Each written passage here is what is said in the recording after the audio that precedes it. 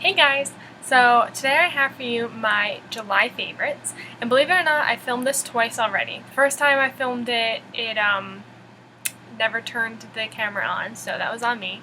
The second time I filmed it, it was too dark. So I just want to make sure that this is quality for you guys. I mean, look at my wonderful backdrop.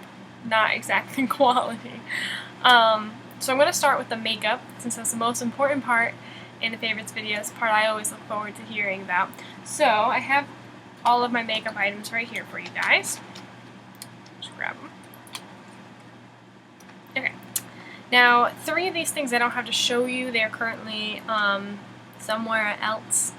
So I'm going to start with those. The first is the Wet n Wild One Step Wonder Gel, specifically in the shade Stay Classy, which is what I have on my nails right now. It's a little chipping, but so far it's been staying on my nails pretty decently, I must say. I'm really loving it. And what I wear with this, which is my next favorite, is the Seche Vite Fast Drying Top Coat, because I do not have time. Let my nails dry. Like, I don't have that kind of downtime in my life. So I need to speed up the process, if you will. And then the third thing I don't have to show you guys is the IT Cosmetics Face Vitality Disc. And it has a blush, a bronzer, and a highlight. I've been using that for all 3 of those purposes for the past couple of weeks now. Every time I do my makeup, I just grab that. It's a little bit quick and easy, and I actually like it a lot more now than I did when I bought it, if that makes sense. I regretted buying it ages ago, but now I really like it. It's probably because it's summertime now, and the bronzer is just a little bit too warm for me to wear in the winter, and the winter's when I bought it. So, okay. Now for the fun stuff that I have to show you. I have 2 lipsticks. One is IT Cosmetics in Party Pink, and this is just my go-to pink. It's my lips but better, pretty much. I'm really digging it. This is the lipstick I grab when I just want to look a little bit more put together, but not actually look like I am wearing a lipstick, if that makes sense. And the second one is the Urban Decay Vice in not Stay Classy, that's the nail polish, and Back Talk. And it's just a really pretty, like, dusty rose mauve color that looks pretty, it looks deeper on your lips when you put it on than it does in the tube, but I am digging this color, and it is definitely 100% comfortable. Like, my lips don't feel dry when I wear this at all. It's just really nice. I'm actually going to go back and buy even more of these, because they're only $17, and that's, like, insane for the quality lipstick. I've only tried this one. I've swatched a couple others, but I've only actually tried this one. Highly recommend these. Like, they're just phenomenal. The next thing I have is something that I also didn't like the first time I got it. But I pulled it out because I wanted to reuse it, and it's the Benefit their Real Push-Up Liner. And if you've used it, you know it's kind of like a gel liner, like the consistency you'd find in a pot, and you have to use it with a brush, in this tube, and you just twist it up and it comes out this little rubber nib, and there it is. And you're just supposed to, like, right across and then do a flick, and it's supposed to be, like, really good for a wing liner. The problem I have with these, they are a favorite this month because I've figured it out finally.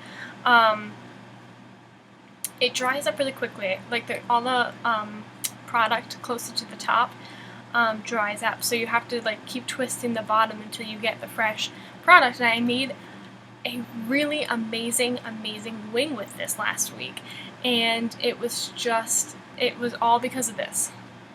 It was really fantastic. I really need to use it more because I really like it. Now that I've figured it out, you have to waste half the tube to get to the good stuff, but I really like it. The next thing I have is the Naked Smoky palette, and this is also something I got a while ago, and I've been using it like crazy. It's still relatively new looking, just because I have other eyeshadows I tend to go towards more, but you can't really tell, but Combust has a little dent in it. I don't know if you can even tell. It's hardly noticeable, but that's the one I use the most. I use that mostly as a transition color, or just to set my eye primer. So every time I've been doing my makeup this month, I've been grabbing the Naked Smoky palette. Don't know why, I just have. And the last thing I have for you guys is the L'Oreal Lumi Cushion. I have mine in N2. It's a little bit too deep for me, which is shocking because it's one of the lightest shades. And the way I like to use this is for my no makeup looks. So I will just kind of pat it on in the center of my face, like around my T-zone, and just kind of fade it out towards the end so it covers where I want it to cover, but it doesn't look like I'm wearing a crap ton of foundation. And you can like pat it on for more coverage, or you can sheer it out by dragging it, and I have really been digging this, especially now because I can wear it. So I only wear this when I have a tan, and I've been trying out more foundations, trying to find my perfect shade, and it's really tough. So I have this and I have a Clinique one, but this one makes it to my favorites because in the summer I don't want to look like I'm wearing a lot of makeup and then sweat it off and look like a sweaty pig. So this really is just perfect for me in the summer, and I think I might go grab a lighter shade for the winter months, which kind of sucks because this is an expensive foundation for a drugstore, like seriously. So that's all I have for makeup. The next thing, I decided in my last favorites video that I was going to throw in all of the books that I've read in the month. So I read 3 this month. One of them I didn't like so much, but it's one of the books that I read this month, so I gotta throw it in. It's called Eaters of the Dead by Michael Crichton, and when I picked it up at the bookstore, I thought it was going to be a pirate book, and I love me some pirates. So I was like, oh, this is right up my alley. It had like a skull and crossbones on the cover.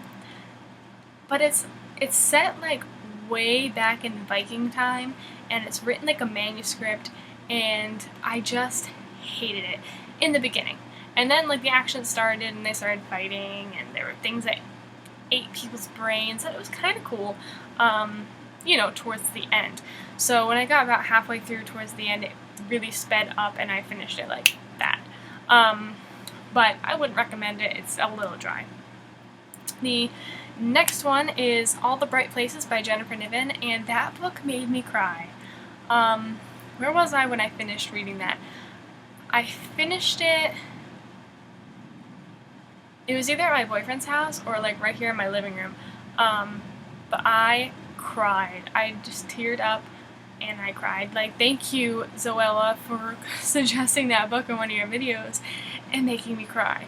But it was a really excellent book. It was very well written, and I definitely recommend that one because it was really fantastic. It's a very sad ending, but it's a really fantastic book. And then I read The Lovely Bones. I was very late on that bandwagon, but that's by Alice Sebold, and that was...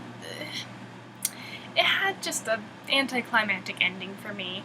I was really hooked throughout the entire story. I just expected the bad guy to come back and make a comeback, and he never really did, and they never really had closure as a family, so I'm not big on it. I tried watching the movie and it was just too slow for me because I knew it was going to happen, and I was just like, okay, get to the good part, and I didn't like the scenes where she was in her own heaven, so I just prefer the book on this one and not so much the movie.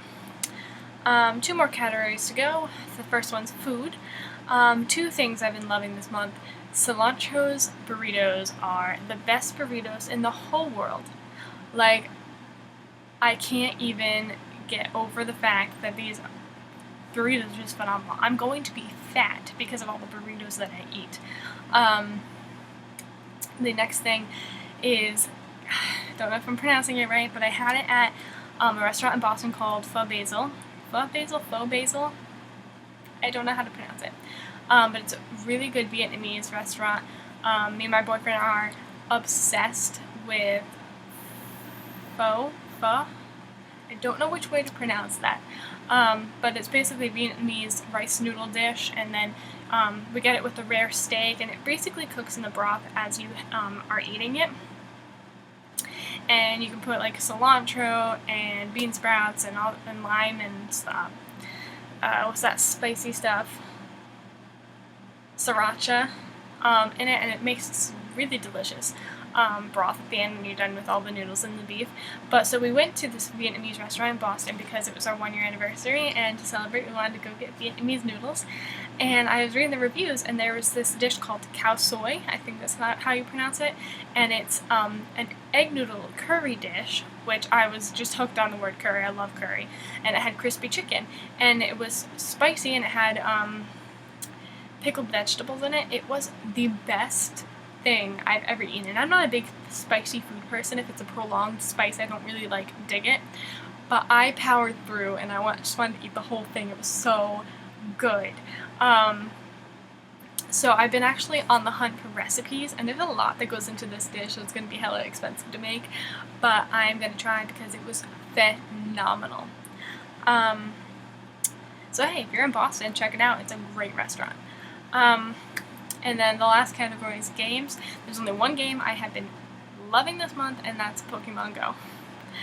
I'm very low level. I don't play often. I don't really actually like to go out and walk around my phone just because it kills my battery. I'll be walking around for half an hour and all of a sudden I'm at like 10% battery. But I've really been enjoying Pokemon Go. I don't kind of like how it's broken right now, and how they're trying to, or how they fixed it. And I know that they had a game like Pokemon Go before and they abandoned it, so we'll see if they actually keep it up. But yeah, so that was my July favorites. Thank you for watching. I hope that you weren't bored. Please subscribe, and I'll see you in my next one. Bye.